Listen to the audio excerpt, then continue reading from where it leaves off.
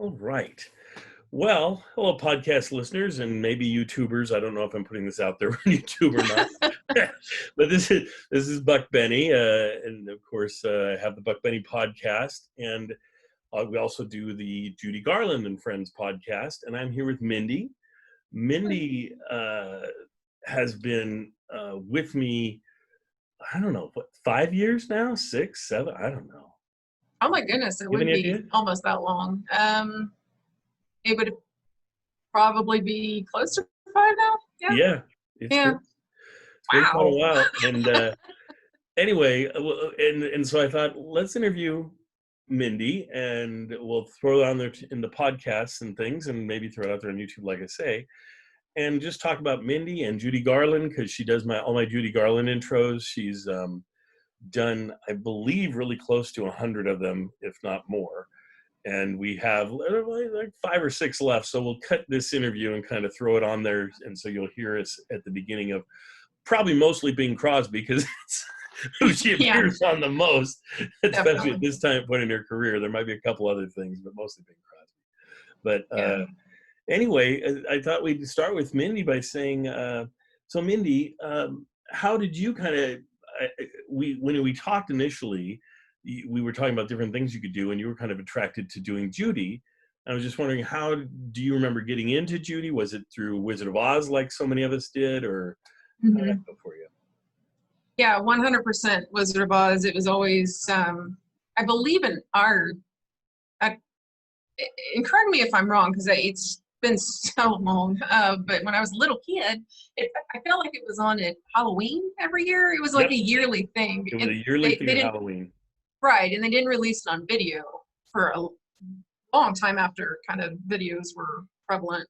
Correct. That I remember anyway. Yeah. And so yeah, it was a kind of a yearly occurrence. I just loved her. And I was obsessed with just the way she talked, the way she sang, and the movie itself, the story. It was just such a perfect blend of all of those things I would kind of just love later. I loved being in theater, and I'm not much of a singer, but I would always try to imitate her. And then well, come on, give us a song. Let's hear it. Oh, no, I'm not singing.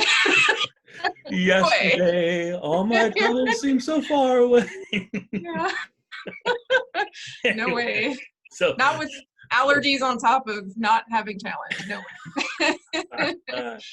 But my best. But as you were saying, the shows were every November, like right around Thanksgiving time when we were kids. I mean, when from the, I don't know, in the 70s and 80s and so forth. But I do think it started actually with the radio show, with the Lux that she did in 1950. You did an intro for the Lux that when she did Wizard of Oz on that show, and I believe they started playing that radio show every year at I think it was Christmas time that they did that one. And then eventually, when they got the rights, and because originally they wouldn't show a big movie like that on TV, they just showed like B movies and westerns and stuff. Right. But eventually, maybe in the 60s-ish time frame, they started showing Wizard of Oz. All in when it was first on, it was only in black and white, so you didn't get the whole impression of from black and white to color. It was just black and white. Yeah. But then eventually, when color TVs became the thing, then that became one of the big things that they would do, is say, "Oh, and now in living color we have Wizard of Oz." So so that's kind of segued, I think, from radio into television from the original movie, which is great. That's interesting. Yeah, and I mean, it's such a perfect movie to really sell the color TV concept, that just the vibrancy of Oz, and even she herself, she was just very, the color schemes that they chose were so deliberate and so perfect. It was a beautiful movie. It really made that Technicolor pop. Yeah. Right. I agree. Right. Well, and a lot of us thought it was, thought it was the very first color movie ever. Like this was introducing color. But the reality is there'd been many other color movies. It just used color and black and white in a way that any other movie, well, I don't think any other movie before nor up to the present day has ever used black and white going into color the way it did, and so dramatically. Right? Yeah, and that's true. I haven't, I'm so drawn to older movies, and I hadn't watched a lot of them up until your podcast and being drafted into that. I became, it was like every month it was a new star. It was the Gene Kelly month, and it was the Jimmy Stewart month, and it was the Katharine Hepburn. I could not get enough of the older movies, black and white, but also the color, because I felt like in the black and white they knew how to use the shadows. Yes. And the shadows and the lighting became part of the storytelling that even in black and white movies, when they use that technique today, they don't always quite get it. Like, Right. they They don't. essentially film a color movie, but in black and white. And it's like, Right, no, you really need, you're going to black and white. You need to right. emphasize that and play with the shadows and everything. Yeah. Now, Hitchcock did it so well in his Yes. films. And he's one that, when you mention Jimmy Mhm. Stewart, whatever, there, so many of these stars were in some of his movies. And when you watch them, you're just like, wow, that is really impressive. Or Yeah. certainly Orson Welles' Citizen Kane, if you ever watched that, that it just pops. I mean, Yeah. it, it would be a horror show if they tried to colorize that film. So I'm sorry. I don't even know why you would, because I feel, Oh. first of all, and that's pretty consistently ranked as the best movie of all time. Yes. At least classic movie. Yeah, and there was an Orson Welles month for sure. And I just felt like I had a huge cultural ignorance going on when I first started. Like, I've only seen like a handful of these movies and these people. And I was a fan of what I had seen, but I just hadn't seen a lot. But anyway, with Citizen Kane, I just feel like you cannot have the story in color. I don't know why. It just would not work. No, and he just told it so well. The other thing is, because I think it benefits from this in a way that no other film ever has, or probably ever will, because he came from the stage first, so you can take that Mm-hmm. energy. Then he was in radio for years Mm-hmm. before he did that movie. And I think sound in that film is so unique. You have people talking over each other, which you never usually do in film, that crosstalk. You have where they'll be walking and they'll walk into the rain, and then you'll hear the rain or the wind, and you won't hear their voices so well, just like you would in real life. Mm-hmm. So it's because in most movies, you can follow the character from walking outside the house into the car, sitting in the, close the door. The sound never changes. It's like they got the mic right on them the whole time. And in reality, that's not how life works. And so hearing it the way life works, where when they turn away from you, their voice gets softer, and when they turn towards the camera, the voice gets louder.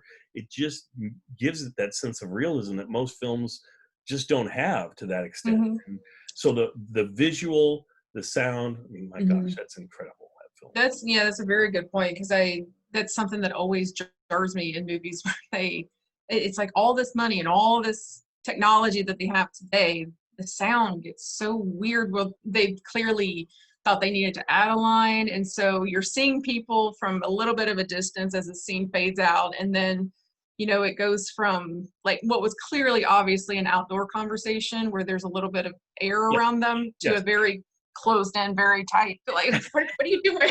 Exactly. The multi-million-dollar movie, just reshoot it. Yeah. Anyway. You get the actors and it's on them the whole time they're talking, and then they turn away to walk somewhere, and you can tell they added the dialogue because they say something else when they're not facing the camera or anything. It's like, oh, we can put the line in here, and you're like, well, that's pretty obvious because you haven't done that in the whole rest of the show. It's it's just so frustrating and jarring, and I feel like they things like to this day, I think the tornado in The Wizard of Oz it holds up. I love campy disaster movie. I love the 70s disaster genre movie. I love that stuff. I love Twister. I think Twister held up. My birthday was like last week. Oh, happy birthday. And thank you.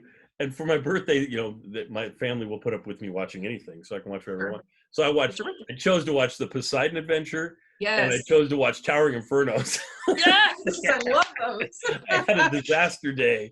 I love it. Especially now, because you feel like, well, at least we're not upside down in the ocean. Like, it feels better. It could be worse. It feels better. But yeah, I feel like the they had to be so inventive because they did not have the computer wizardry to make that happen. They had to really craft this world, and it Yes. in a lot of worlds in the 30s, 40s, 50s, and I even some of the silent movies, I watched a few of those, and I was just stunned by how captivating it was because they had so little tools at their disposal. They had to use that lighting, that set, that effect, and that's why I think horror movies they're like ghost movies from the 50s and 60s. I think they're much creepier than the constant like demon looking thing going up the camera and Right. Or the blood shooting everywhere. It's like, right. Yeah, they just go straight for the gore, and it becomes very much, I believe they call it torture porn, which I'm not yeah. into any of that. See, and But for me, suspense is the thing. right. That's the part where get your body all Yeah. into it and the whole thing. Whereas the gore stuff is Yeah. just like, oh, that's gross, and it's It not. is. It Yeah. And it I like doesn't make me go, I'm scared. It just makes me go, my sure. gosh, how did they get that guy to squirt so much blood? That's exactly it because I love watching the sci-fi, the like really Sharknado and Yeah, whatever their stupid stuff is, but I love it because it's so ridiculous on purpose that you can just go back and be, oh my gosh, how'd they do that and not laugh or yeah, but then the serious ones you watch the same thing, you're like, how did they not laugh through that? Because that's so clearly fake or so yes. clearly gross. Well, then it's the Whereas outtakes, and it took them 12 times to get the guy not to laugh. right, Yeah. right.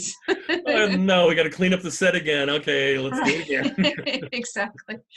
Yeah, and because there is this may be way off topic, but I think it's called Yeah, and we've been so on topic so far. right. What's this? Who are we talking about? No, Tornadoes and shark tornadoes, tornadoes. right? Yeah. Yeah, Well, I guess I'm Sharknado always. relates to That's Wizard true. of Oz. Yeah, in You my didn't have any mind, sharks in it, but you did have a bicycle and so forth. there's a And a house. yellow brick road. A yellow brick road connects all of these. I promise. Yes. But no, it's I think it was the house on Haunted Hill where they are paid to be in. It's like a psychological experiment. They're paid to be in this house that's haunted, Yes. and they're actually anyway. That might be a spoiler, but one of the effects from the original is the door. The two ladies are like scared, and so they're in one of the ladies' rooms, and the Right. door is literally being like pushed in by whatever force is on the other side. And I've seen like the remakes of that, and I liked them because they were cheesy Right. or whatever. But I was so obsessed with that door because it's clearly not CGI. And I actually read some of the trivia. It was a rubber door painted to look like wood, and they had production crew pushing this thing to make it look like it was. I'm like, that's awesome. That's the Exactly. craft of movie making I really like. I had forgotten I was going to change my background and have it be this background. Right? Now Yeah. I'm ready for Judy and Dorothy and the whole thing. I'm representing black, gray, white because I don't tan, and you're representing. You're postmodern, and I'm the color. I'm the colorized version. Yes, I'm for 30s era. You're that's still 30s. That's still 30s. 39. 39. Yeah. You're on the verge of her color era. See, and that's another one. I mean, Wizard of Oz is just so amazing to watch and just enjoy the scenery, enjoy the art, just the craftsmanship that went into that film is just crazy, and the production value, it's wonderful to see. So watch that film if you haven't. But let's switch gears, and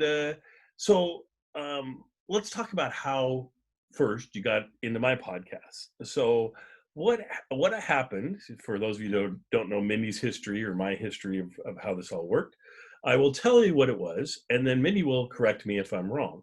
But I believe what happened is I had asked any of my listeners that wanted to be guest podcast folks to, because I thought, okay, instead of just hearing my voice, it'd be nice to hear some other voices introducing some of the shows, that they could write me and say that they'd be interested in doing this. Well, Mindy's friend Stacy was a listener, and she wrote in that she'd had her own little podcast that she did, one on literature, I believe, and that she'd be maybe interested in doing an intro or two for me. So I had her do a couple of intros as part of her showing me that she could do an intro, or was, because I didn't want people to crash and burn doing an intro. She sent me links to her podcast to see that she could do it in her voice and all that. Well, in part of listening to that, Mindy was a guest very frequently on Stacy's podcast. And so I heard Mindy's voice and Mindy and Stacy together and what their banter was. And I really liked that. And so I said, could we ask Mindy if she would join us? And I believe Stacy approached Mindy, which would be completely weird, getting approached from the outside to do something like this. And then maybe you could take it from there. So how did she approach you on this, or how did that go from there? I have to admit, I didn't know much about podcasts to the point of when she wanted to do the literature one. I said, I've heard of podcasts. What exactly are they? And she explained, I'm like, you want me to play radio and talk about books? Like, sure, that's cool. I didn't know what was going on. Yeah. And it was really soon after. I think she had already been listening to your show, because she and her family they have the collection. They have, they love the old movies, and I watched quite a few there long before any of this, and that was always fun. But anyway, she said, kind of explained your show, and I said, oh yeah, I've heard a couple of old time shows. I didn't really have a lot of exposure to it. And then she's like, well, he's kind of wanting both of us to do an intro, and I'm like, do you know this guy? Like, I was trying to be like, she's older than me, but I'm just like He big sounds sister. like a stalker. I was like, do you know this guy? Do I gotta like meet him or something? She's like, no, he's online. I was like, oh, okay. Oh, that's fine then. There's no danger. But that was my first thought. Like, who is this guy, Stacey? And then, yeah, but then I listened to some of the shows, and I'm like, oh, that's really fun. That's especially the music. I really love the music. And then I think one of the ones I listened to was actually George Burns and Gracie Allen. Yes. I don't know what their show was called. I'm blanking Burns on that. and But what was it? Creative title, Burns and Allen. Oh, right. You think I would know that? And then I think a couple of the Lucille Ball ones, and I was like, oh, it was the Suspense, because I really love the Suspense series. Yeah. And I'm like, yeah, this is really fun. We should do this. She was already convinced and like had me signed up, and I was like, yeah, let's do this. She's like, oh yeah, we're doing it. Fine. She's like, we're done. And you guys were so much fun together with you guys talking and everything. I thought it was fantastic. Thanks. And then I really liked your voice and your input that you had in things. And so after a while, I decided, I think, to try and separate you guys and just see how you did on your own stuff. And she took on Jimmy Stewart shows, I think, and you were kind of leaning towards Judy. And so we had Jimmy, and you just took off on the Judy things. You had research. I mean, you do better intros than I do by far. Oh, please. That's not true, but thank you. I love your intros. I love them. Thank you. I mean, I've had a lot of guest intro folks, and I listen to a lot of their intros because, I want to listen to them, but also, I get busy and there's a lot of things I always listen to your intros every single time. Thank you. That's nice. They were wonderful. Well, it shows how much I like them because I had them over on the Jack Benny podcast, and then I said, these are just buried over here, and Judy fans are never going to find them. So I'm like, okay, I have to create a whole nother podcast called Judy Garland and Friends, which I wanted to do anyway because it was a great place to play like suspense episodes and Lux Radio Theater and anything that has big name stars. Because I'm going, okay, Judy, I know she doesn't necessarily know all the stars in Hollywood, but this is a great place for me to call it Judy Garland and Friends and play her shows with your intros on them, plus shows of a lot of other Hollywood stars. And it's gone really well over there. I just feel really strange that I don't know. I always wonder how you feel because you sort of created these shows on the fly for me, and now they're like the main draw or the main thing of this Judy Garland podcast. And is it weird to think that things that you did 3, 4, 5 years ago are going around and people are listening to them weekly? Or is that, I don't know, how does that make you feel? I never thought I guess, a whole lot about it. I was always surprised when anybody, because there were a few people that reached out, was just so nice and said, how much they liked the intros themselves. And I was just shocked that anybody listened, because when you're in your room by yourself, staring at a wall, smiling at the wall so you sound happier, and like talking about things that you're kind of like geeking out about, and you're like, does anybody listen to this part, or do we just fast forward? At So least I that's, do. well, and a couple other people, but at least, but Yeah, we've got our yeah, three listeners. It's good.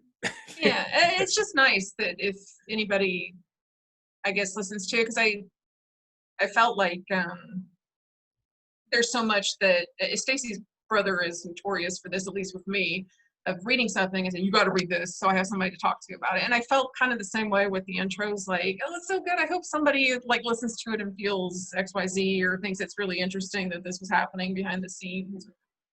That's exactly why I started doing the podcast, because Okay. with Jack, I felt like I would need somebody to talk to about Jack. I so love Jack Benny, and there just was nobody who really knew. You'd mention him and be like, "Oh yeah, wasn't he a guy from years ago?" No one. Yeah. And I checked to see, okay, is anybody doing I'd love to hear someone talk about him, and there just wasn't anything. So I started doing the intros for the Jack Benny show. I feel the same way about Judy. I feel like there's these people that love Judy and watch all Mm-hmm. her movies and have seen her television show, but have no clue that she was ever did radio, and she did a ton of radio. And I think her radio work, Mm-hmm. in a lot of cases, is better than some of the work she did in television. She's younger, she's, and I just think you capture that spirit of what you want Judy to be more in the Okay. radio Yeah. shows than anything else, because she's this talented, funny, witty person that can sing beautifully, and Mm-hmm. it's captured so well, especially on the Bing Crosby shows. I really think Mm-hmm. his banter mixes with it. It's a perfect mix of the two people, and I just love them together. And then when Bob Hope stops by and the three of them are together, it's pretty wonderful. So Yeah. I just thank you from the bottom of my heart for doing this for us. It's been a Absolutely. joy Well, thanks having for, you. Yeah. no, I thank you, because I really, there were, that came along right at a very, very unhealthy situation for me physically. I was going through a couple of things, and it was really the only thing that I felt I had enough energy to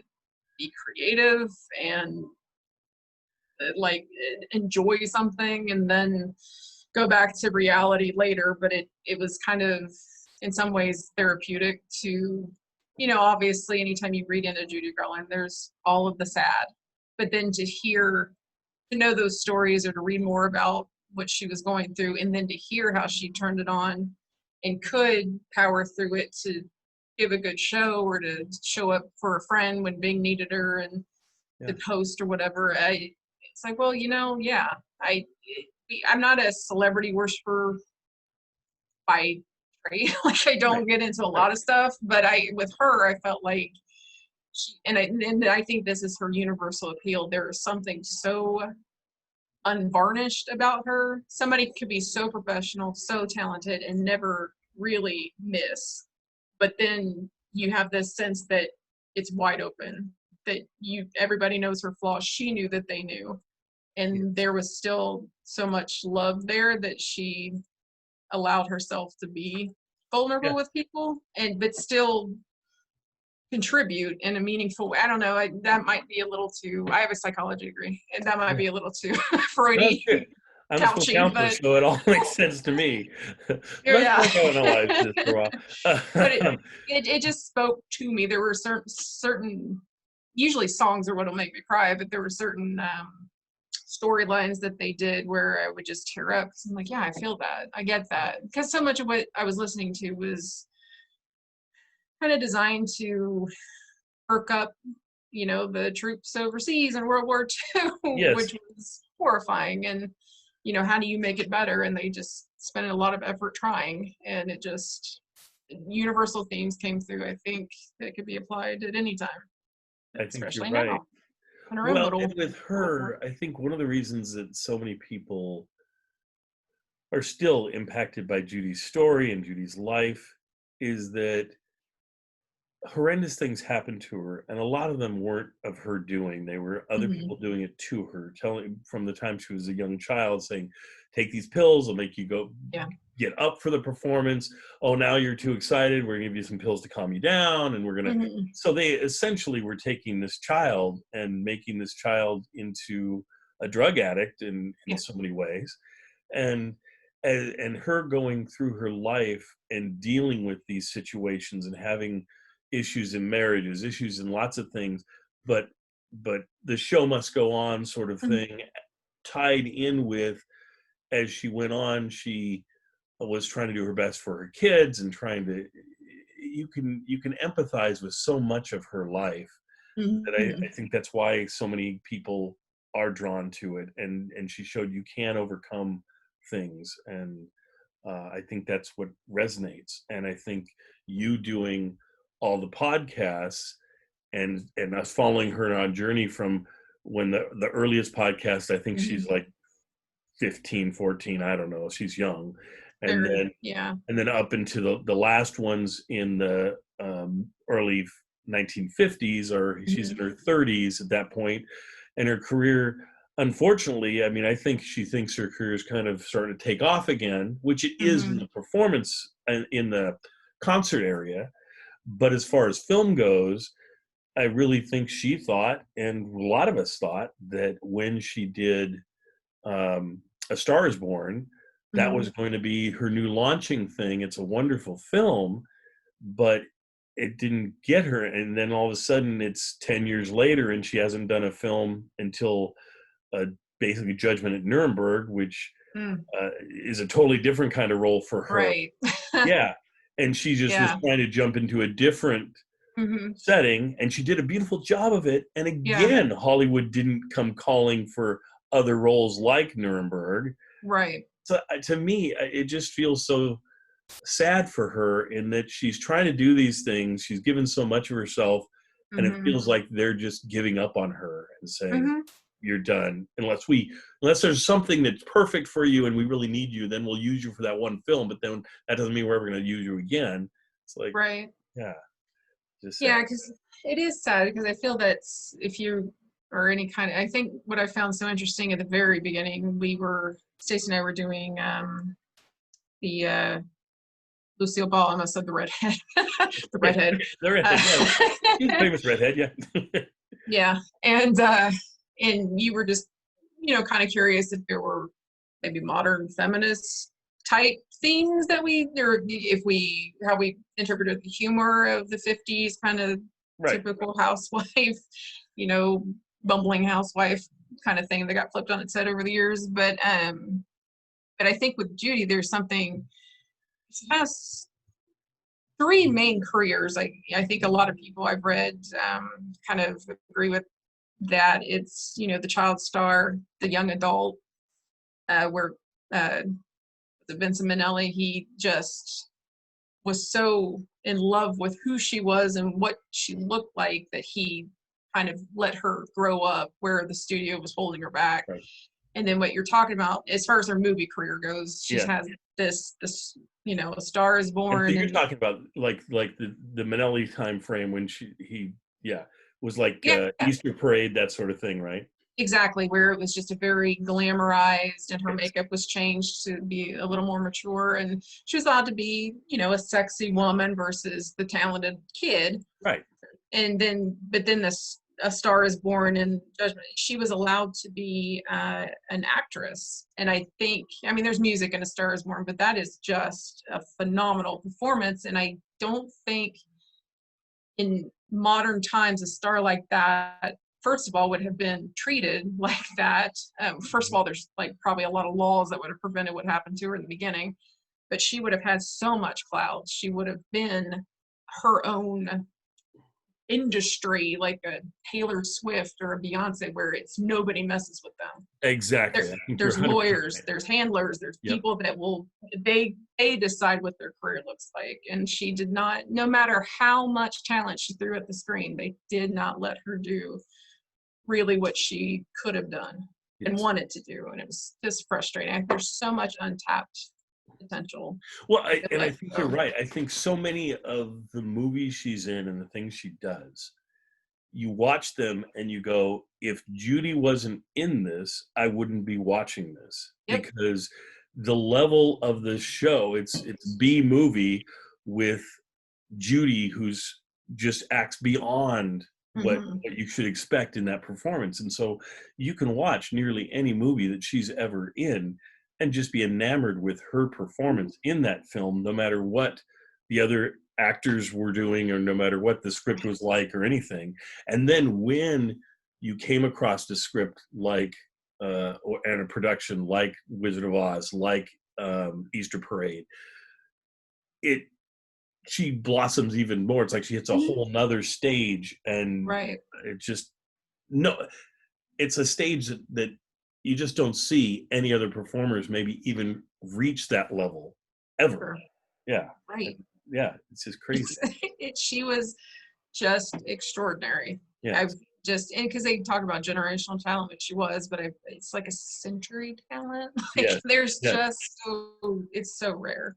Because Well, like you said, if she was born 50 years later, 40 years Mhm. later, what would her career have been like? And Right. I like how you were comparing her to Taylor Swift, and I mean, because I do think she'd have that kind of a career. It would just Hmm. well, and even now, almost nobody has a true movie career Hmm. and recording career. Usually, it's one or the other, and they might dabble in the other. But Sure. for her, it truly was that she was extraordinary talented singer. I mean, one of the best Hmm. singers of all time, and an Hmm. extraordinary talented actress, one of the best of all time. So, and you just Yeah.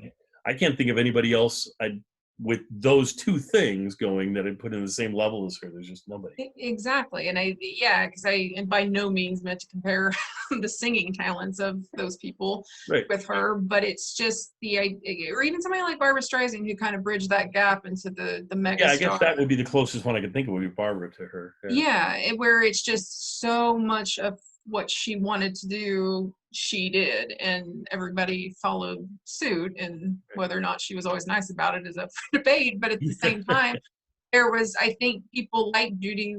They were the kind of the. I don't think by any means the last of the talents that got abused over the years, but she is always looked back on with all the talent and all the success and all the amazing things she accomplished. She still is one of those people I think made it better for people that came after her because they saw what happened with her. And Yes. it's like you can have that phenomenal of a talent and people just not care Yeah. because she's not thin enough. So give her this pill and don't let her eat. And it's ridiculous. Like it's just, I think she would be thrilled to death to see how many different types of people get to succeed solely because of their talent, not Well, because of what they look like. you did a great job there of segueing us into talking about the Judy movie that we both watched recently, because it does have her as a youth dealing with the head of the studio and the pressure it shows him putting on her Mm-hmm. to be ready and perform, and her just trying to do whatever she can to wiggle out and be a normal person and just Right. be like, I should be able to jump in this pool if I want to jump in the pool. I should be able to do these things, and Right. I'm just going to do these things, even though right now it makes no sense for me to do them. I want to do it just because they're not letting me do it. Right. And then with the folks just thinking that she's essentially a piece of equipment, a tool, whatever that Yeah. they need to do this thing. So she's my hammer. So we use the hammer and then put the hammer away. We don't care. We don't have to take care of the hammer. We don't do anything. I just need it when I need it. And Right. she's a human being, and she just wants to be respected as that human being and have some say into her career. And they're just like, well, the hammer doesn't tell me it wants to do something else. It just, yeah. Right. So that's how that part feels. And until this moment that we're talking, that's why I love talking to you, because you always give me great insights. And when I listen to you on the podcast thing, Thanks. because until this moment, I was thinking, that movie really didn't need that earlier part. People already knew that and things, and that we it should have only had the later part because it just has these flashbacks to the earlier section. And I don't think that actress captures Judy as well as Renee Zellweger does in the as the adult Judy. But uh, I as I think about it now, I think no, I think that was good to have that part. I think it was good to show this is what we've Mhm, done. This is the formation of where this is mhm, why at the end she has so much difficulty, and it mhm, allows us to sympathize and empathize mhm. instead of judge. And I think that's part of what makes that movie work so well.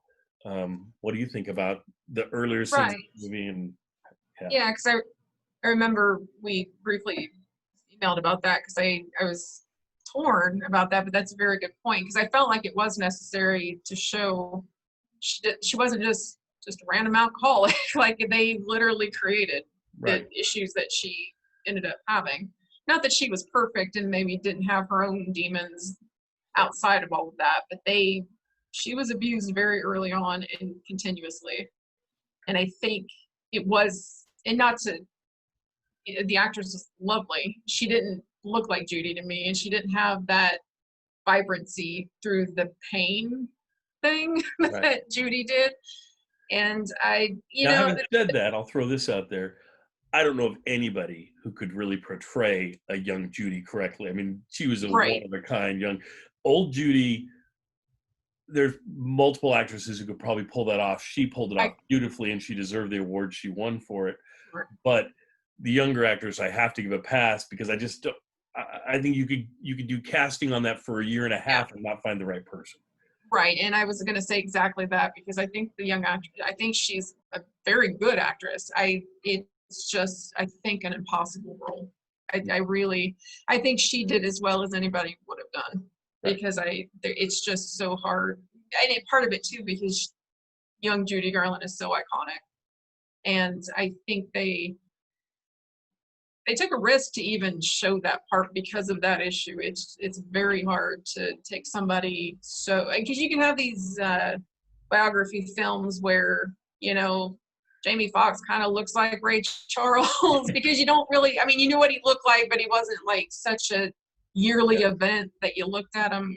Or people still dress up like him for Halloween. Like that's one of the most iconic looking people of all time, and Exactly. it's your brain is so focused on every little detail in her face and every way she talks and it's so unfair to that actress, but it would have been Well, the other impossible thing for that's anybody. unfair too is in that whole movie, that section of going back, and I mean, we go back there a number of times at different Mm-hmm. parts of the movie to see kind of how Judy came to be who she is.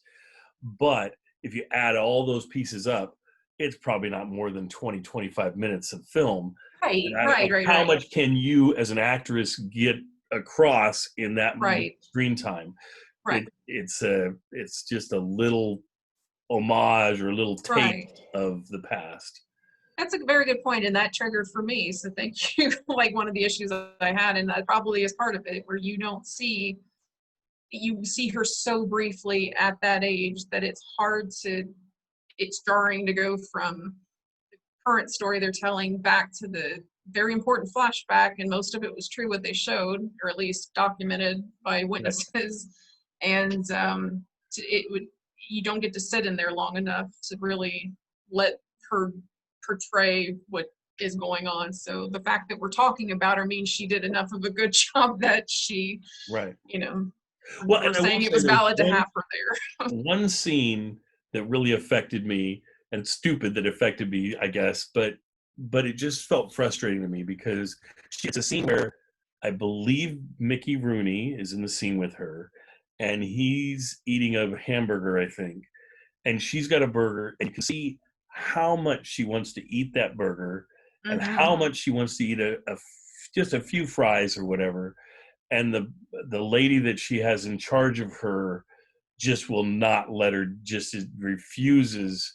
No, of course you can't have that. You can't, because they have her on a strict diet and the whole thing. And Right. to not let somebody, even once when you see that on their face of yeah, go ahead, just have a couple fries or have, and Right, and right, it's like, no, I just cannot do. Again, she the hammer wants to eat some I'm not going to let my hammer eat fries. It's not going to be as good of a hammer or work as well after that. So, right. and it's just like she's a human being, and it shows you how much they robbed her humanity from her as a young child. That's exactly right. And then at the same exact time, the reason the hamburger was even there because it was a photo op to show that they were trying to sell the story that she and Mickey were dating, and they Yes, weren't. And but so the fact that the food was real, but it was not meant for her. It was a prop to sell the story of this love life that she was not allowed to have, right. and was completely fictional. And it was, and but that's they did that with a lot of people. They created those fake, Yeah, correct. personal lives for them or Yes, whatever. But to really, I'm glad they showed that because I think that's an element of her personal story that people didn't know, because she is so beautiful and she was so just a shapely young girl. Like she doesn't come off as somebody who has a massive weight problem.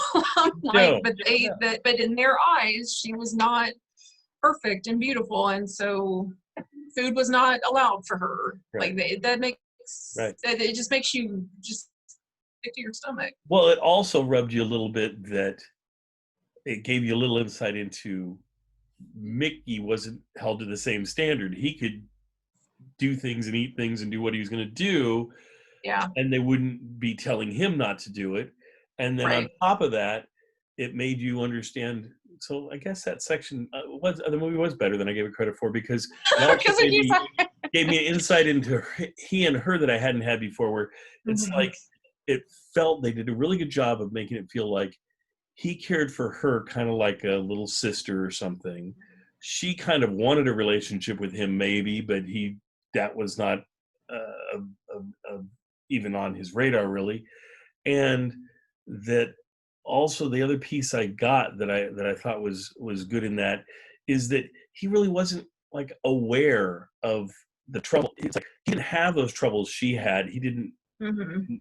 He didn't have those same issues, and so he didn't see them in her, and he didn't really invest time. He came in, he'd act the scene, he'd be with her, he'd joke around with her or whatever, and then he was off to Mhm. live his life with his other people and other Sure. women that he's with and so forth. And so I don't think he even really realized how impacted she was at the time. Yeah, and in his defense, it was so ingrained that kind of, and I'll just say the word, that kind of sexism was so ingrained Yeah. in culture and in their industry that it would, of course, she wouldn't eat. She's a girl. She's got to watch her weight. She's got to watch her figure. She's in movies. Like it wouldn't have ever phased him where he could gain 40 pounds and they would be like, okay, we'll just write a movie about that. Yeah, Like, exactly. you know, it was that was the double standard, Yeah. and so it probably would not have registered as something that maybe should have been addressed in his defense, which sounds apologist, but I don't mean it to be. It's just that's just the way that it was back then. I agree. I think it's really impressive that we've talked for probably 25 minutes about 25 minutes of the film. So We'll just I don't start think I don't reenacting think it from any of the here on. producers or anything sat down and said, "I wonder if someone's going to analyze the flashback scenes for." Yeah, We did it, and because it's Judy. They should yes, have known. yes. But They should have known. let's get to the meat of the movie, though. Okay. Uh, Renee, she, you both. I mean, I remember when we both knew when that she had gotten the part, Hmm. and it was back when. I mean, this shows how long this has been. It was back when you were doing the podcast and everything, and you Right. mentioned her a few times in the podcast, Hmm. actually. Yeah. And we both were like, I don't know if this is going to work. It doesn't seem right for this or whatever. Right. But man, she just ripped it apart and nailed Yeah. it. I very quickly, 2 or 3 scenes in, I just felt like I was watching. It was like, here's Judy brought to life. Yes. They filmed this somehow. Went back in Yes. time and filmed this, and this is what happened. Hmm. And certainly, uh, a young person that they did cast totally correctly was her daughter. That's in one scene. She just uh, completely seemed like There she, Liza Minnelli. It's young Liza Yeah. Minnelli right there. And I was wishing I'm going. I hope she would come back, but like I think she had one scene or two scenes, but Yeah. she was Liza, and I was just like, wow, they really cast that well. But just seeing that, just staying with, I see the movie was not at all what I expected. I expected more of True. a, maybe it started in the 50s and go to the end of her life, but really it's a story of, the crux of it is maybe 6 months in her life or a year. I mean, it's a very short time frame. I think they And said 6 weeks, what six I weeks read. oh, maybe Yeah. 6 weeks. Yeah, I mean, it was like, it was, yeah, Very, because yeah. basically Yeah. she's with her kids and things, and then she has to go make some money, and they get her Hmm. a job over in England, and so she goes over there, and then it's about what she does there, and then she dies right after that. So yeah, and then gets married right in the middle of that mess. And I actually wrote that down. I'm like, I don't remember this. I don't remember that. Like, Yeah. I don't remember this guy. Who's this? I thought they made that up because he was an attractive guy or something. Yeah. Like, what's this about? But I wrote it down and looked it up later, and yeah, I totally Well, forgot in the about that. movie, they play it like he's really a lot younger than she is. Yeah, Right? I mean, I, in the movie, I felt like he was like 25, and she right. looked like she 50 something. I don't know, but she Yeah, died when she's like 49, I think, right? I thought And she was. Yeah, I thought she was older than that, but maybe not. I I'm think fuzzy she on was that. 49, and I think he was, the guy he was playing was Hmm. like 42 or something. He's like 5 or 6 years young. I mean, it's not normally you wouldn't, she wasn't robbing the cradle or anything by any means on this guy. Excuse me. Yeah, Which, that's what it looked like, though. yeah. So I mean, when I Yeah. when I looked it up afterwards, I was like, how old is he? Wait a minute. And then I thought the same thing. I was like, well, maybe she was older than I thought. Maybe she was 59 when she died. And I looked, no, she was 49. So it's like, yeah, they Oh, were that's like so five young. or 6 years Yeah. apart in age. But Huh. anyway, they could have done that piece better. Yeah, that's true because it felt also because of that age difference. Me not remembering there was that last husband, and I'm like, what is this? He's going to take advantage of her? No, he actually apparently loved her. So, Yeah. but it came off kind of creepy at first. So I was like, the same with Stacy when she was talking about you. I'm like, this guy Judy? Like, who is this guy? Like, what's he want from you? Well, it makes sense. Because We wouldn't know him much. I mean, he just showed up in the last 6 weeks of her life, got married to her, right, and then, right, yeah, yeah, yeah. So it just shows how messed up her life was too. And then true. I thought the movie did a good job with her, was showing that she was trying to do the things that she was supposed to do, Hmm.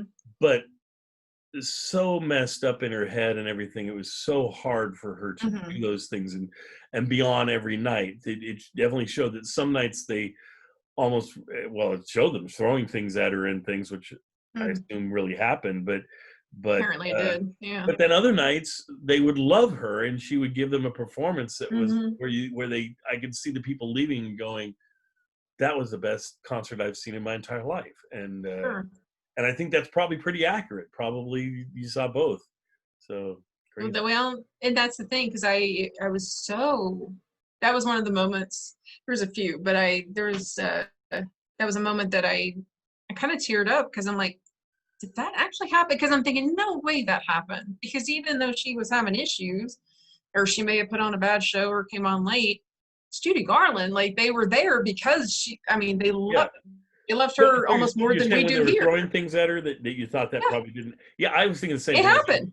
I was going, It okay, I happened. could see people getting up and leaving or Sure, something because she's obviously way off tonight, or even somebody even booing or something. sure. But I can't see a whole audience do it, or them. Also, where do people get? They just carry food around in their pockets to throw at people. I It was mean, a dinner. Yeah, like I went, that was the very first thing I looked up because I was just horrified. And that actually happened. wow. They said dinner rolls and glasses at her, Wow. like drinking glasses. Yeah. Yeah. I, it's just heartbreaking because she was, you know, I don't think she was a diva per se. I think she gets shown that way sometimes because of her issues, but she was a sick person. She had like chemical dependencies, like from childhood. Yeah. Like she Well, had issues. it was definitely a tearjerker of a film. There was a number of, Yeah. I was surprised how many times it had kind of watered me up a little bit. one of the scenes that really got me going was when she came out and pulled it together Hmm. after she'd already essentially been fired or whatever, and came out and did a couple songs. Hmm. And then I think her voice she started to get emotional, and Uh-huh. the audience could tell. And then they started singing the song Yes. with her, and it was Yeah. wow. Yeah, that one I hoped was true. It probably isn't, but I told my best friend's a big Judy fan too, and we used to sing her greatest hits in her bedroom poorly, but we had a lot of fun. And but she had seen it before I did, and when I brought that scene up, she's like, I cried so hard. I was like, I did too, because I felt like, and I may cry now, I felt like the people who made that movie, that part was for the fans. Yes, It may not have happened in real life, but that part was to reflect, we know how much you love her. yes, And if you were in the audience, you would have done that too. Because how do you, I think now people are much more forgiving and understanding. And I think she, like you said, she was the machine. And yeah, to have her falter even in the place where she never did, right. I like to see the, I guess, the difference between the reaction of how poorly she was treated when it happened and how she would have been treated now. Yes, Because there's no way that anybody would have watched somebody like that have that moment, know her background, and not do what they did right. today. I feel like, and maybe back then it did happen, but there's no No. proof that I Yeah, found. and that But movie gave you the feeling of like it was like going to a restaurant and knowing that at this particular restaurant, sometimes your food is going to be kind of bad, and sometimes it's going to be okay. But every once in a while, it's going to be the most delicious food you've had in your entire life. And she would right, still do it. She was like a semi-functioning, so it's like sometimes it would be, you know, right, and I think it would be interesting from the point of view of they had a number of characters that were fans that hmm would go to see her like almost every night, and I hmm wonder how they would feel. They'd be like, "Oh, she's off tonight. Oh, she's on tonight. This is on. She's off. She's on." So, you know, right, they- yeah, because the the two men that met her out in the alleyway, they were those fans, or they're just, we've seen you like 5 times. So they knew that, yeah, well, then they she were. goes to their apartment or whatever, and you're like, "Oh my gosh, this is such a no. You'd never do this today. This is crazy." And yet You they never love would. her, and Yeah, yeah, it was. yeah, and I think that was a moment for the fans too, because I think so. she really was. She meant a lot to uh, the gay community, Yes, and she still does. yes, She meant, and that's the thing though. She meant so much to so many. She meant the world to uh, the troops overseas in World War II. Because one of the things that always kind of teared me up when I read it and think back on it was they had the posters of, Lana Turner yeah, and, Jean Harlow. And they always said Miss Turner, Miss Harlow, but Judy was Judy. Judy. She was the girl. She's the girl that reminded them of the one that they had waiting for them when they got back. That's a very special role to play for people. I don't know why I'm emotional because we're talking about It's okay. Judy. No, this is great. I mean, but see, but yeah, I'm but gonna that win awards for my interviewing. I'm as good as Baba Wawa because I can. I get all my interviewees to cry. yeah, It's great. right. So if you The were to others speak, cried, what or kind of am I the jury would only you be? But if the others haven't cried, I'm gonna feel targeted. No. you're great. But But no. but yeah, I think uh, I thought this movie did a really nice job with the balance. You could definitely tell part of it was fan service, but it Yeah. wasn't so in your face fan. It was appropriate. It was acknowledging that Mhm. fan base, and I think they deserve to be acknowledged. And I Yeah. I just think this movie was so much better than I thought it was going to be. It exceeded my True. expectations by far, and how deep it was, Hmm. how parts of it were fun. It was a little bit of everything, and it Yeah. seemed so real. True. And I remember my first reaction was I thought there could have been a little more humor, because even when she was miserable, she was funny. Yes, And not just in show. Apparently they said that she, in real life, behind the scenes, she was just a very funny yes, person, liked to laugh. And I felt like it got I mean, it was a heavy story, but Yeah, it didn't quite always, at least for me, capture kind of the bubblier part of her. But I I think it would. agree. The only thing I'll say as a caveat to that, though, it is just the last 6 weeks of her life. That's true. So it could be in the last 6 weeks, she just Or wasn't as right. lively or funny as she was before that. True. And so I have no idea. Also, honestly, if I was a producer and you were to say, "Oh, we're going to tell the story of the last 6 weeks of her life," I'd be like, "Oh, go back, find me a better story about her because I don't want to hear just about the last 6 weeks of her life." But they Hmm. really did a great job of it, and I Yeah. would say anyone who has, if you've listened to our Judy podcasts and you like Judy and you enjoy, go see this movie. It's worth renting, and I think I don't know. It was free on Epics.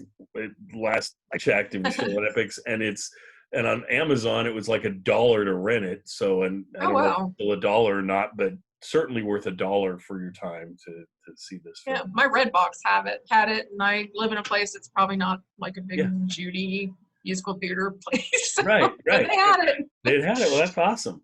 Well, that turned That's out great. I'm just so glad we both saw, and I'm so glad this is something that I thought of 2.5 years ago or something. That, oh, when this comes out, we should have a discussion about it and things. actually, yeah, I think you Now did. we Yeah, did. Yeah, I'm glad you said that because I've had a lot going on. Just moved into bought a house and everything, and so it's just been a long, long, long, long list of stuff you got to do. And I was like, yeah, that sounds good. Just me and some wine and watching Judy. I've been meaning to watch it anyway. That's perfect. So thank you for saying, hey, why don't you do that and stop being a yeah, hermit and actually talk to people? I'm like, okay, yeah. And thanks for coming out and chatting with us. This is just so thanks. cool to be able to talk to you. Um, so and we've covered almost everything I wanted to cover. We talked about how you Okay. got into the podcast, how you got into old time radio, and just through. Oh, there's one thing I'll throw Mhm. your way, um, just for future reference. If you ever feel Okay. like you want to do podcasts again and things, Sure.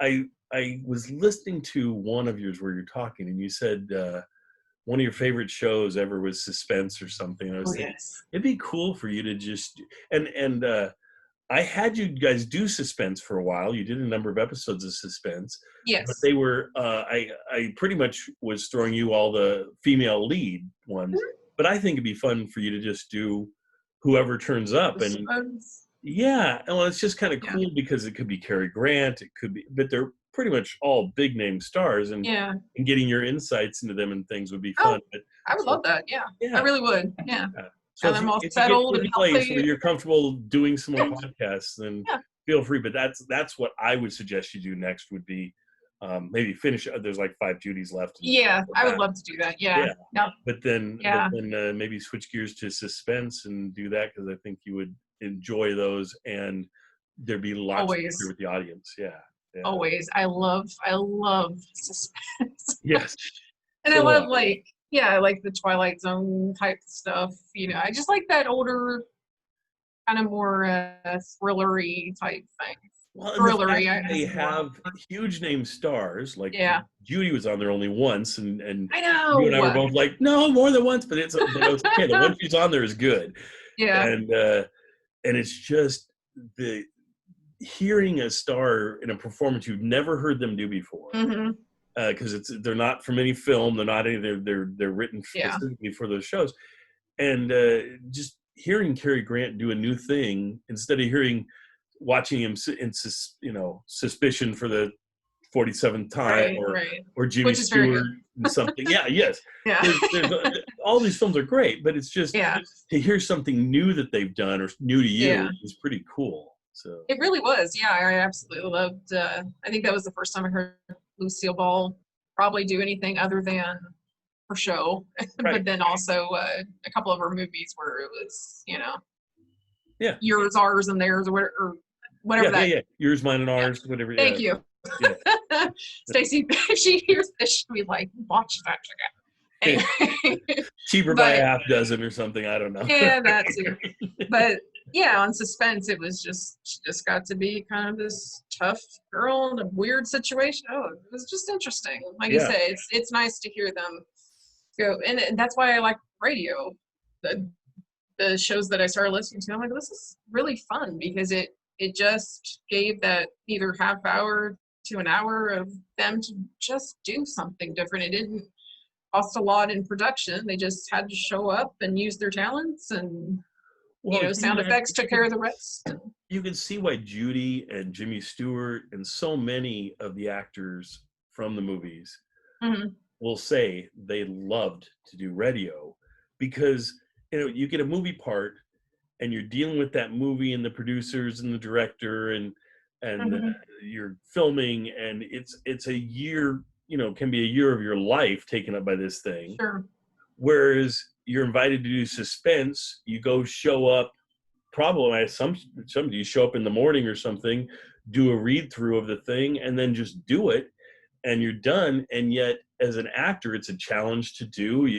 All you have to do is your voice. You don't have to worry Mhm. about your look or anything. I would think it'd be hugely refreshing for an actor to be able to do that and read, and Yeah. just like us when we Mhm. get together, like you're saying, when you do the podcast, sometimes you do an intro, it's like something you can do fairly quickly and yet feel good Yeah. about, and feel like, boy, I hope somebody gets something out of this. I got a lot out of it, or it helps, it's just, Yeah. yeah. Yeah, it's fun. And I thought it was such a great point that you made about how Judy sounds on radio shows, because she's technically, I would think, she feels like she's on the stage. And in some cases, it's a live audience, and she really was. Right. And there is no better, more natural place that anybody has ever been than Judy Garland on a stage. Yes. And I think that there's a bit of a freedom there Hmm. too, where, especially if there wasn't an audience, where all of that junk about her looks, or like you said, Cary Grant, known to be the swoony, handsome guy, leading man, whatever, none of that matters when you can't see their face. They Right. just have to be a person that they aren't in real life. And I would think, like you said, it's hugely refreshing to be that way. Yeah. To just sink entirely into a different character. Yeah. I think it's wonderful. And I mean, some actors, I'm starting to really like. I've been listening to Raymond Burr, who of course Oh. is Perry Mhm. Mason and Ironside, but he, in his radio work, because he did quite extensive radio work for a short period of time. I mean, he was in radio probably from 52 to 58, and that was sort of it. But what I was impressed with was he had a radio show. It kind of got canceled, but it was a good radio show and with great writers. And it's neat to hear him in a recurring part. He plays a captain in the cavalry, and we air that on one of my podcasts. And Mhm. it's called Fort Laramie. It's great. But right after that, he gets the role of Perry Mason, and so Mhm. he goes and is doing Perry Mason. But what I was so impressed at, because he said before he got the role, he told people he worked with, "Oh, I'm going to try and invite have you guys on for guest roles," and he did do that. He followed through with that. He also said, "I don't want to lose touch with radio. I want to keep doing radio," and he did in seasons up until the demise of radio, essentially. He came back and he would do episodes of suspense and episodes of these radio shows while Mhm. he's doing Perry Mason. And this isn't today. They did 39 episodes every year of Perry Mason. That's insane. A season 39. now, a regular season of a regular show is 22 Right. episodes, but most shows are like 10 or 15 now with streaming Now, all yeah. over. And it's like, can you imagine him working himself 39 hours of television that he does a year, and then goes and says, "Oh, I'll come on the weekend and I'll do one of your suspense episodes." And it's like, that's pretty cool that the guy had Yeah. that much, wanting to do them that much. And 39 a year. Jeez. yeah, Yeah. isn't that crazy? Yeah. I would never have thought they went Nuts. that high, but you look, they did. They never hit 40, but they hit 39, and 39, 37, 38, right in Wow. that time, right in that frame, depending on the Yeah. year. Hmm. But my Yeah. God. But to love And it that much to work it in. yeah, yeah, I think it's great. But anyway, so but I think we'll probably end it there, unless you have anything else you want to talk to us about Judy or anything. No, I greatly enjoyed it though. I'm glad you, yeah. Yeah. decided to do this. I love how you got me on camera saying, yeah, I'd love to do suspense intros. Like you got it recorded. I'm much easier to pin down now thanks to the quarantine, and I have my own house and like I live alone. So it's very easy to pin me down and get me to commit to stuff now. So It's just an idea. It's no stress. no, I'd love to. I You can love skewer as many as you want, but thanks. anytime, Thanks. anytime in the future, if you haven't heard from me and we haven't talked to each other in 5 years, and you say, you know what, I feel like doing an episode, just email me and say, hey, I want to do a suspense or something. You are good, golden Oh, anytime. You've well, I been appreciate that. Thank you. just a blessing to this podcast, to me. If nothing else ever comes of this, the fact that I did all the Jack Benny intros, 700 Mhm. whatever of them, Wow. is a huge thing that I can go, hey, that was an accomplishment I made and that made me feel Mhm. real good. But along with that accomplishment is what you've done with Judy and just Oh, the presentations you've done. They're thank delightful you. to listen to. Every time I play one, I don't always listen to them anymore because they played 4 or 5 times Sure. through now. But I'll listen to one and I'll hear something and I'll hear you talk about Bing Crosby and his what the tuxedo, the what do they call it, the denim tuxedo or Oh, the the Canadian tuxedo. Canadian tuxedo. That's a great story about being this Canadian tuxedo. I have Canadian in-laws. I had to like when I saw that, I was like, that's hilarious. Like I Yes. have to put that in. Just made me laugh. That's the Yeah. thing. I tried to at least, and that's how I tend to approach anything. I try to just if I find it amusing, then I'm probably gonna share it. And Because I yeah. love that. I love that. That's Um a great way yeah. to do it. And you do it over and over again. And you come at things from different angles than I would think. You don't just sort of Okay. say, oh, here's a show. She did this. She was in this movie years ago. But you really come at it and you say, here, I didn't think I would enjoy this as much as the movie, but when I listen to it, the radio, this is what it does differently than the movie. You compare and contrast so Oh, well. those. Oh, thanks. Yeah. Um, yeah, thank you. Because I would watch the movie usually, or had already watched the movie. I had a huge 2-week Judy Garland binge, just to like. There were several I hadn't seen. There were several I had, but and then I would get excited to see them kind of come up on like how in the world would they interpret that if it Yeah. was something that was very kind of visually based. Like The Wizard of Oz is visually based, but it has a whole story behind it. And some of her other movies, though, I felt like they relied a lot on the visuals and the music. And I'm like, well, how do you make a whole program out of Yeah. that? Yeah. Yeah. And they just find ways. It was just interesting to see how they would tweak a Well, story to make and it it's work on the interesting radio. sometimes with some of the stories to go, how are they going to take an hour and a half or 2 hour movie and make it 30 minutes? Because some of them, Yeah. they're Yeah. really condensing it down. Depending, I mean, Lux Yeah. was an hour, but a lot of the shows she was on were a half hour, and so Yeah. and they pull it off. I mean, they do a pretty good job of figuring out They what do. to edit out and telling the story. And yeah, Right. I love. Yeah. I'm trying That's to. what I love about old time radio. You just never know. You're always amazed at how they can pull this off to such quality. Yeah.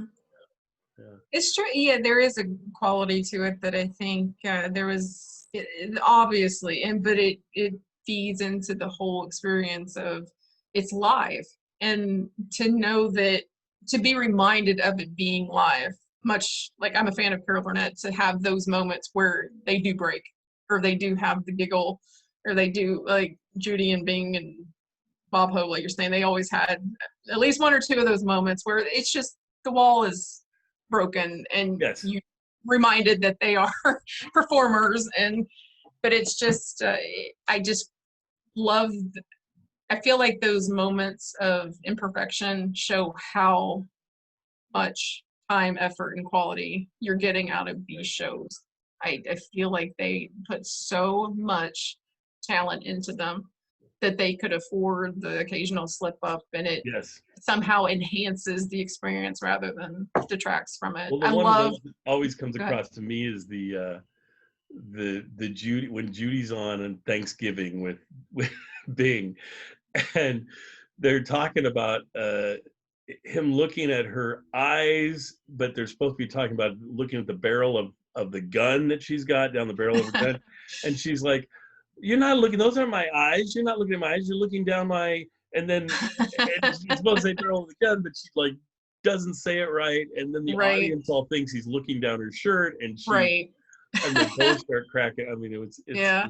hilarious and totally Right. unintentional, but it's just the way it was sort of written and the way they Yeah. delivered the lines and messed it up, and they're like, "Oh man, this is not what we're supposed to be Yeah. saying in radio." It's that you're looking down my shirt. Those aren't my eyes. You're looking down my Those are shirt. my That's the thing that I feel like they had that kind of trust with each other and that background and friendship that they could, toe up to that line even if it was accidental and neither one were going to be pushed over. They Yeah, would kind of catch each other but run with it at the same time. Like yeah, they would just cover each other's basically mistakes and make them better yeah. somehow, make the whole experience better. Yeah, I It just really amazes me that they were never like in a film together or anything. I mean, I think Bing and Judy would have been an interesting match. But I guess it's like, they're age different. They couldn't really be a couple necessarily, and yet you true. didn't want to have her. Is she going to play his daughter? Is she going to? What do you do? And so I guess it um would be difficult. there was talk and I'd have to get the source on that. I remember, I don't know if I made it into one of the intros. I have like this master list of like Judy stuff, like Yes. so I don't repeat myself, which I'm sure I do. But No, you really don't very much. So. oh, okay, thanks. That's because there's a master list where I Yeah. like search it before I talk about it. But she, I don't know how far along it got, but they had at one point talked of doing one of the road movies with her, Oh, and that could have been how she got worked into it. So. that's so frustrating to hear. I love the road movie. I If there was one with her in it, it would be like an all-time classic. It would just be. Yeah. It couldn't. How could it not be? And And it's so interesting you said that, because that's one of my frustrations with her too, is I get frustrated when I see Judgment at Nuremberg and you see this fantastic actress. The clock is very good if you want to just see her act. yes, But then you have the musical talent, and then she's funny in a lot of her films, but the thing about the radio shows that I loved is you see how, like, if there were more options for women back then, yes, Lucille Ball started to break that down, to have her be the pretty girl who could sing and who could dance and who could act, but also be super, super funny. Like yes, if they would have she today would have had that moment as well, but she could have been as yes. one of the road trip people. She could have been that slapstick, zany kind of thing that I guess they're not really slapstick, but she could have been one of the comedians, and she just wasn't allowed to be. And I agree. That's one of the things that what you just said ties in so much to another frustration. So much frustration with me and Judy is missed opportunities Mm-hmm. with studios, missed opportunities with them not recognizing her talent, but also her missed opportunities of these movies that she was cast in and was even like started to film and then would drop out of the movie, and you're going, Yeah. that would be part of her canon as these great Yeah. films. I mean, there were films that were wonderful films even without her when they Mhm. replaced her, but you go, if you put her in that part, you're just like, oh, it would have been so much better. No. And it's got to be, what, 4 or 5 films that she dropped out of while they were filming them or something. It's Right. a decent amount. And Yeah. out of those, probably 3 of them are fairly big films that you're going, oh, that would have been a classic. But Sure. Yeah, because there's one that I always think about. Man, she would have been good in that, and I'm blanking on which one it was. There's one that's Get Your Gun, Annie Get Your Gun, right? Yeah, she would have been good in that. That she was in that, and they even filmed part of it, and then they took her, and then she just couldn't pull it together, and so they took her out, put in a different actress, and it's a solid movie that I watched a few times now. But if Judy was in it, it would be, like I say, a classic, and we all know about it, and everybody would watch a lot more than this. I mean, it's unfortunate. I mean, she's got, what, of her classics, she's probably got A Star is Born, Mhm. Easter Parade, Wizard of Oz. Me in St. Louis. Yeah. And those are so she's got these 4 outstanding films, but she Yeah. can easily have 8 or 10 or, Sure. you know, yeah. No. and it's not her fault, really. It's you're frustrated is that the studio they damaged her and made it where Sure. you couldn't pull it off in some of those films, and that's too bad. And the thing about that too, even if you took away the actual abuse part of it, she was so underutilized by the studio because they pigeonholed her into what they thought they knew what the talents were, they knew what the public was used to seeing and what they would pay to see, and that's what it was. She could not convince them to let her do more. And so something like The Clock, where going back to what you said, there are some movies that I love only because she's in them. And I don't know that I would love The Clock as much if it were a different actress, but I was so fascinated watching her in that movie where she's playing.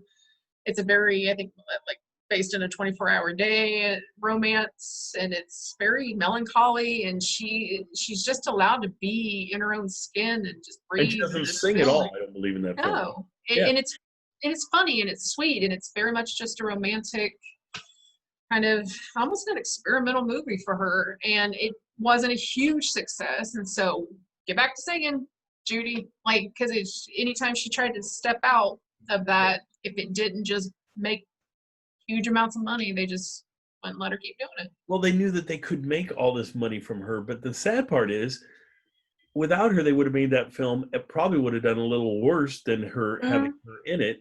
So she definitely makes the films do better, yeah, but just not as stellar as they know she can make it if they put her in the right film.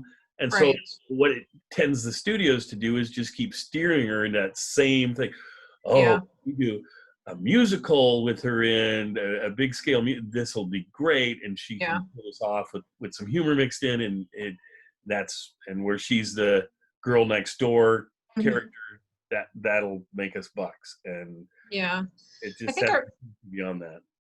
Yeah, because I remember I was watching a lot of Brendan Fraser as a 90s kind of thing, Yes. but I was having a moment where I just wanted to recapture my youth. And I was watching a lot of him, and I remember, I think, talking about him at one point because he was somebody who kind of veered off, but at one point he was doing adventure films. He was Yeah. doing The Mummy. very dramatic roles. Yeah, exactly. And the School Ties was one of his first and more iconic roles. There Right. was and he's very funny, and he did a lot of campy things, and I feel like that's kind of the career she could have had. And then but I was also thinking, when you were pointing out some things about, like, Jennifer Lawrence is somebody who kind of started off in the huge franchise movies. Mhm. She does romantic comedies that are more mainstream, and then she'll just go and just kind of cherry pick these little independent movies where she just Exactly. experiments. People may hate them, she doesn't care, she just wanted to try something different because she's got the talent and the clout to do it. She can.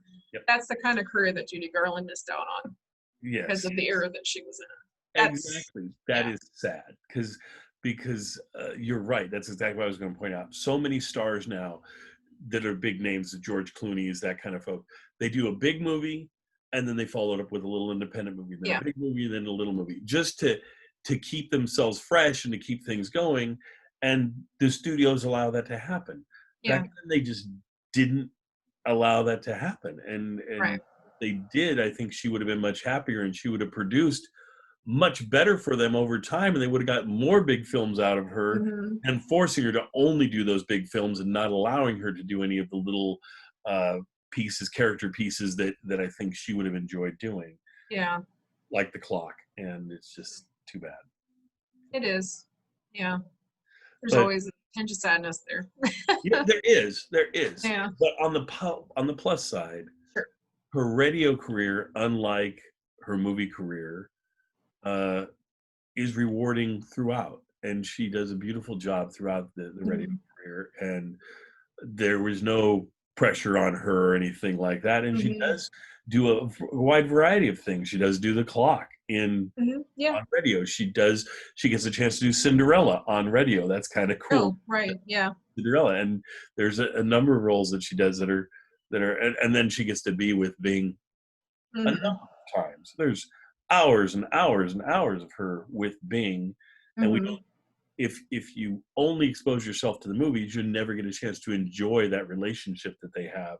Whereas you and I, unlike so many people, there's probably very few people that have listened to as much Judy with Bing as you and I have heard, and it's just delightful relationship Mhm. that they have, and it's delightful the way that he came and helped her, and he was there when she needed Yeah. him, and they were there for each other.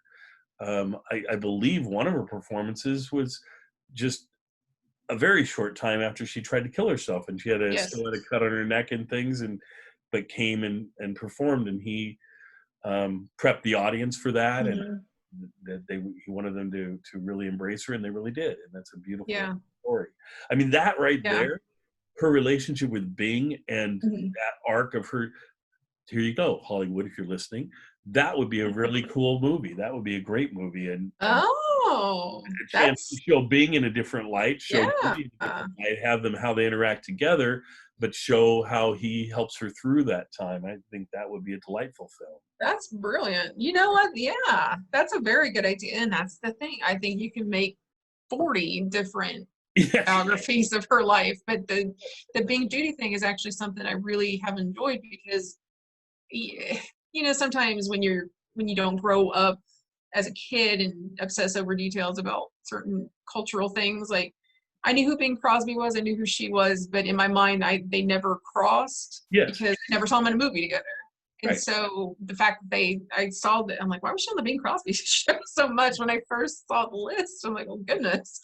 And it's because that's how their friendship was, and she filled in and helped him out at Yeah. times when he Yeah. had to leave and when his Sure. wife was sick. And Yeah. but yeah, that would be, and I think that's what I enjoy about those because you hear that friendship there, and it makes you giggle almost like you're kind of part of an in joke or something because you Yes. start hearing the banter and you know their history enough at that point that you can see why she's laughing or you can see why he's just he frequently sounds amused by her, which I think is different than when somebody makes you laugh. Like when you're amused by somebody, you think they're adorable. Like Yes. Yes. it's just you can hear that in him that he Yes. just it really adored her. And I think he's kind of got a bum rap a little bit. And I don't know much about his personal life. I Right. just know that growing up that he was always there was a lot of the stigma or the jokes, unfortunate art jokes about child abuse or whatever. But he was very much a champion for a lot of people in the industry, Yes. African American musicians that he thought should be equal billing to him. He was innovative in what he did, and he Yeah, the really cast contributed a was lot to so modern culture. so diverse. You wouldn't. I mean, it was me. You would never get that today, and Right. wonderful that he did that. Um, Yeah, and he and the championed two of her. them together, to me, it's like you, the uncle that you always wish you had, and the Yeah. cousin that's delightful Yeah. that you always wish you had, and then them together, and just Yeah. the room just lights up when they're in there, and Yeah. you're part of this family, and you Yeah. just enjoy them and revel in it, Right. and it's so insane that just sound, to just these Mhm. recordings from decades ago can transport you, and you're there with them and enjoying every moment. Now, it helps that the recordings now are in that we found, and that Bing had the Memorex tape or whatever that he Yeah. did, and it's just such beautiful sound on those things that they do sound like they were recorded yesterday, some of them, and that Mhm. helps some too. Uh, you didn't mention it much in your intros, but some of them, other shows, are Mhm. such bad quality. You're like, oh man, I really have to strain to hear Judy and this singing, and I think the Yeah. song came across well, but it was like throughout the whole Yeah. thing. Yeah, Yeah. yeah, Yeah, if it starts off, particularly if it starts off and gets better, I think I try to point that out, like just write yes. it out or skip ahead. Like it gets better. And that often is the case. It's often the first 5 minutes that are bad, and then nothing. Yeah. But with the Yeah. Bings, they're just gorgeous from the beginning, and And that speaks to he was innovative and he strove for quality and perfection. They said even with his vocal ability, he would try to sing and adapt his voice and learn new techniques. And he was always learning and trying to push it forward. So, I like to think that Bing and Judy are somewhere up there looking down on you and I and saying, "Good job, guys. You've helped our legacy out a little bit, and yeah.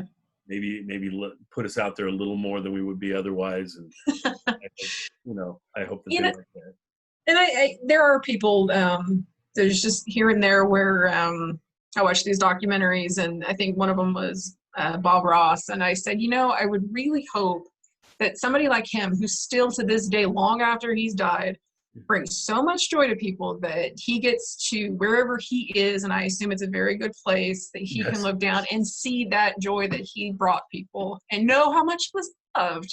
And I hope, like you're saying, I hope it's the same thing for her, where she can see that, it was too much of a price that she had to pay to give us what she did, Yes. but that her talent is still being celebrated long after she's been gone. Long out. Yeah, agreed. And not just celebrated, I think it's a very emotional attachment people get to her, because I feel like she just has a way of singing a song and playing a role and just being herself in interviews that just kind of, the sincerity, I guess, punches right through, and just refreshing. It is. It truly is. Anyway, I think I'll close it there. So thank you so much for coming. This has been delightful. Sure. I hope you've enjoyed it as much as I have. I really have. Did. Thank you. And I hope anyone viewing this, if you get to see it, enjoys it. And I hope the people that hearing it enjoy it as well. So I just feel like this is one of my crowning achievements, is talking to you and the things you've done. So thank you. You're so nice. Thank you.